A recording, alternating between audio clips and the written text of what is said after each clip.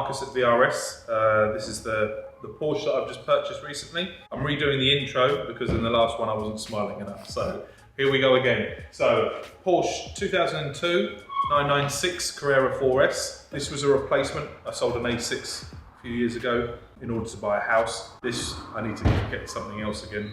You have to have another car. So this is a replacement. Always wanted a Porsche. Bedroom wall always had a Porsche 996 GT2, but that's obviously a bit out of reach. So we go down a bit to what's affordable, and this came up.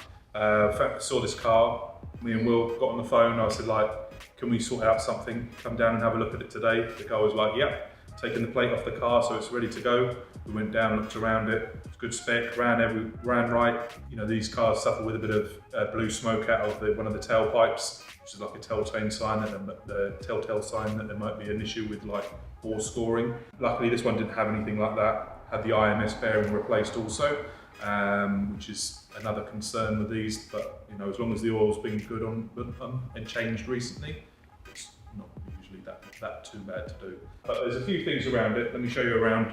Okay, so interior on this has been swapped out to a Porsche Boxer interior, which is a little bit different. The normal interiors are either grey or black, which are a bit, you know, same old, same old. So I like it, it's a bit different. Obviously, one of the things that you normally do when you buy one of these is get the backs painted. Because it's out of a Boxer, these are already done, so you don't have to get that done. Centre console, silver, that's normally something that people do as well. Paint that, upgrade the gear knob and everything, but because it's on the Boxer, that bit's already done. 4S was something I always wanted. All my cars have like been four-wheel drive. I always like to have something that's four-wheel drive.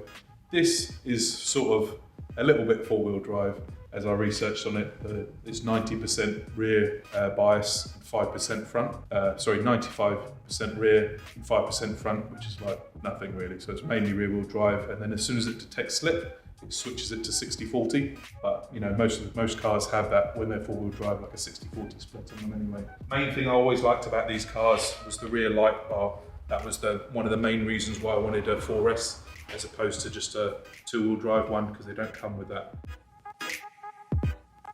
The main reason why it's up on the ramp.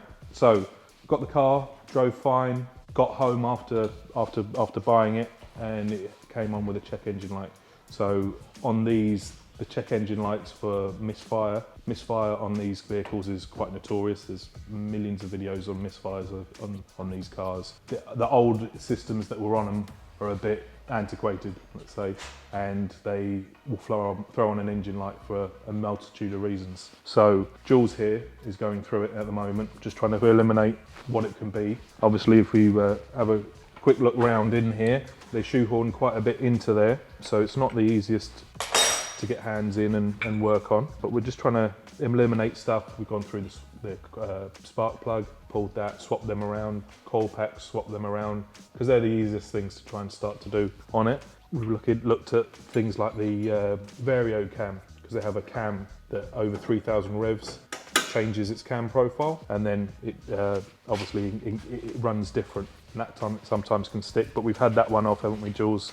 Cleaned that up, put it all back together, still hasn't made a difference. So we're on to the next bits now. We've had the injectors off, just getting them tested, which are all fine. They're all flowing the same amount. So we're at the stage now where we're going to put it back together, take it for a drive, and then see if it's still faulty, and sort of go from there. So now we've flashed forward now in time. The car's been repaired. Jules has been over the vehicle, found a couple of the issues on it. What we did was we took off a lot of parts, swapped them around. So things like coil pack spark plugs, which are a usual sign of a misfire. We've swapped them around previously. We swapped them around again, and we also took out the injectors this time and cleaned out both the VarioCam solenoid valves. So we've cleaned all of them, put them all back in a different order with the coil packs and spark plugs. It did flash up with an engine light very briefly. Ever since then, it's been good. I've done like 220 miles in the car, and the fault light hasn't come back on again, the engine management light. So we're all good in that respect. So upgrades that have been done on the vehicle is the K&N induction kit, which is in here, which makes a huge difference. It is very, you definitely feel it, and you can hear it very much in the exhaust as well. That's a nice little upgrade that the car has as well. Plans wise, I'm probably going to ruin it like I do with most of my cars. and lower it far more than it should be. Probably going to put air ride onto the vehicle, and then just do a bit on the audio. We started on the audio by upgrading the head unit in it to a like a mechless DAB unit, just because you need something a bit better than what comes in at factory. We had a bit of hassle with harnesses and stuff like that, but we're there now. It's in and it's all working. But other than that, I'm just going to get out there and try and use it and enjoy it and sort of get some miles on it.